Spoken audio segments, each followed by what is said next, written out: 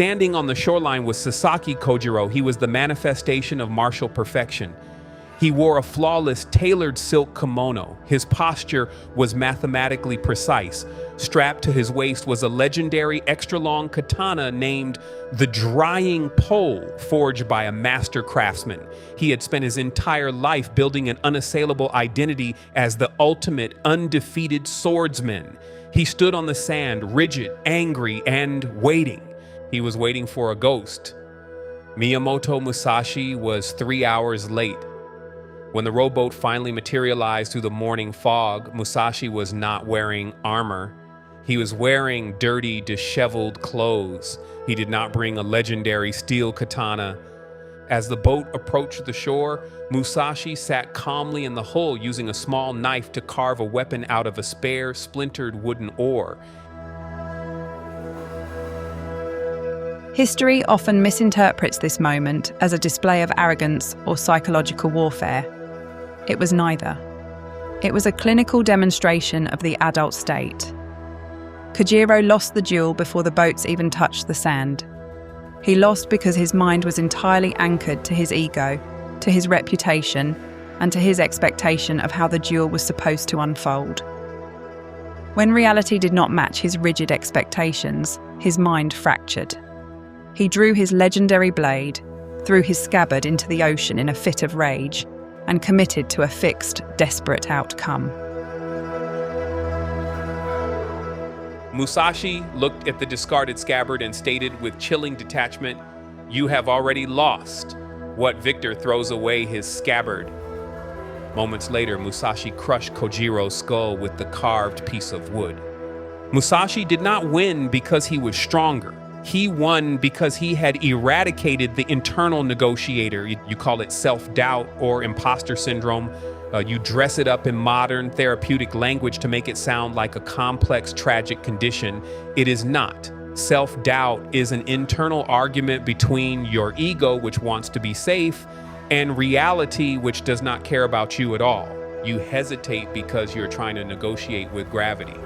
In the Book of Five Rings, Musashi did not write a philosophical meditation. He wrote a brutal, pragmatic architecture for survival. He isolated the 5 operational states of the human mind: earth, water, fire, wind, and void. He mapped the exact process to permanently sever hesitation and step into the chilling, unyielding silence of pure execution.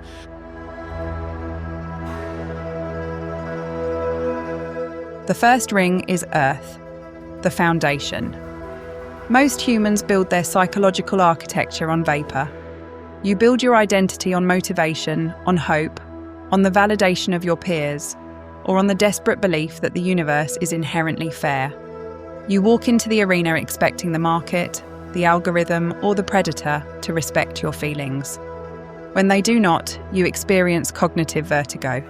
Your foundation crumbles. This is the birthplace of your self-doubt.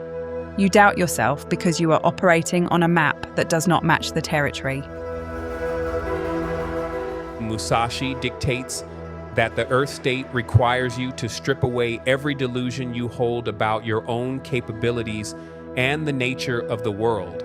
To master the Earth ring is to accept the brutal geometry of your existence. You must audit yourself with the cold detachment of a mortician. What are your actual physical capabilities? What are your undeniable weaknesses? What is the exact layout of the battlefield you are stepping into? You do not rely on passion. Passion is a chemical spike that vanishes the moment you are punched in the mouth. You rely on structure. You do not practice until you get it right. You grind the repetition into your central nervous system until it is biologically impossible for you to get it wrong. When your foundation is built on the unvarnished, heavy rock of objective reality, the internal negotiator loses its voice. You stop asking, "Am I good enough?" You simply observe the distance, calculate the angle, and execute the strike.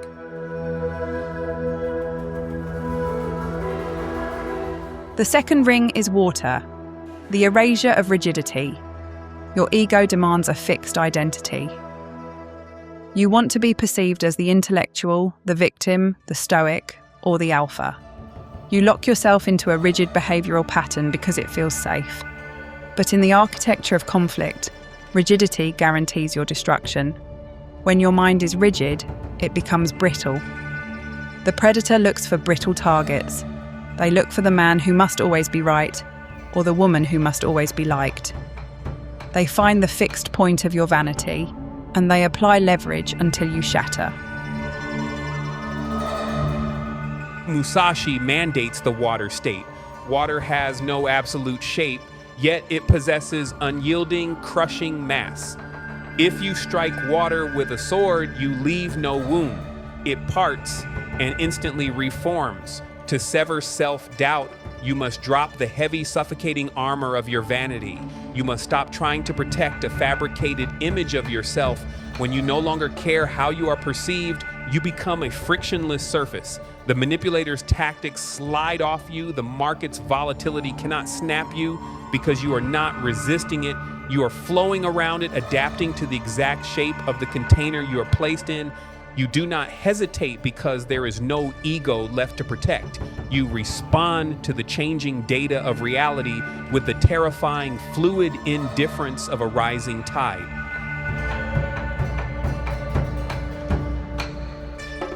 The third ring is fire, the mechanics of the strike. Conflict is not measured in minutes. It is measured in millimeters and milliseconds. Fire is the domain of timing, intensity, and the absolute absence of the gap. Self-doubt manifests physically as a micro-hesitation. It is the fraction of a second where you pull your punch. It is the moment you leave the email in the drafts folder. It is the slight break in eye contact when you name your price. That microscopic gap is exactly where the predator enters. They do not defeat you with superior logic. They defeat you by exploiting your hesitation. They flood the gap with manufactured urgency. They inject scarcity. They weaponize your own biological pause. Musashi teaches that speed is an illusion. Frantic, rushed movement is the hallmark of the amateur. True speed is the absence of hesitation. When the parameters are met, when the data is aligned, the strike must be absolute. There is no wind-up. There is no secondary thought. The decision and the action must occupy the exact same coordinate in time. You must train your mind to view hesitation not as caution, but as a catastrophic structural failure. You do not try to move faster. You simply remove the friction of doubt. You cross the distance while the opponent is still negotiating with their own mind. Before we map the Win book, a tactical directive. The architecture of the Daily Motivation Library requires data to scale. Liking this video, subscribing to the channel, and leaving your diagnosis in the comments directly fuels our algorithmic growth. Your engagement is the exact raw material we use to expand this grid, allowing us to broadcast these blueprints to a wider perimeter. Do not just consume the armor, help us build the foundry.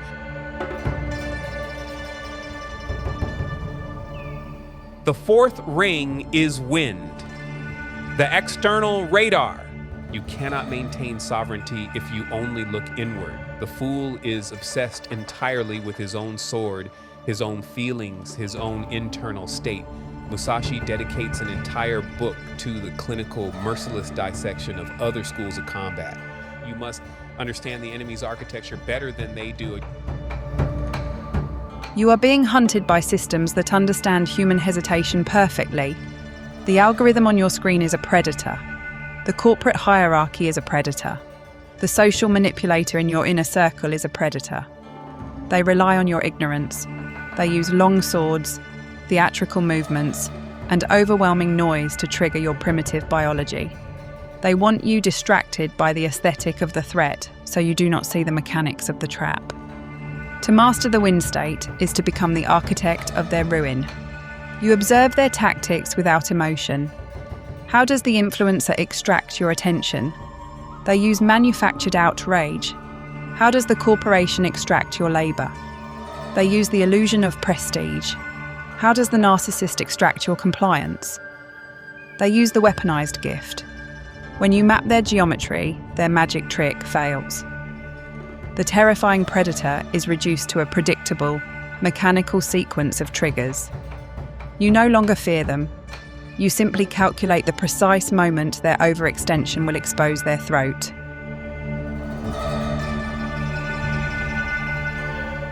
The final ring is the void, the ultimate objective. Do not confuse the void with nihilism or empty nothingness. The void is not the absence of reality. It is the absence of delusion.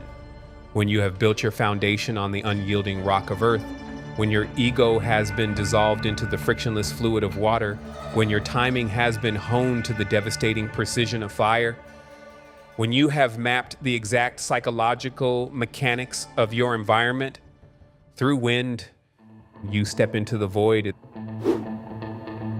This is the clinical silence. The internal negotiator has been eradicated.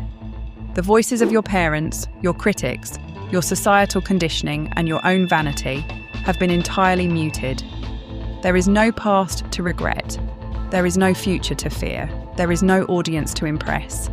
There is only the target, the tool, and the exact physical requirement of the present millisecond.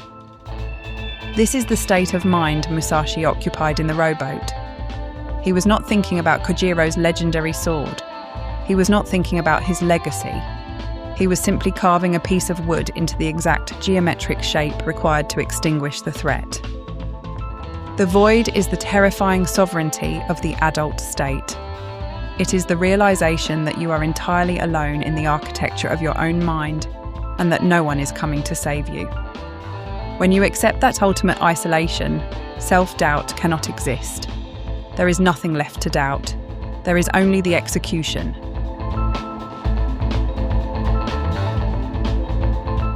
The extraction is complete. You now possess the 5-ring blueprint to sever your own hesitation. But knowing the mechanics is not the same as mastering them.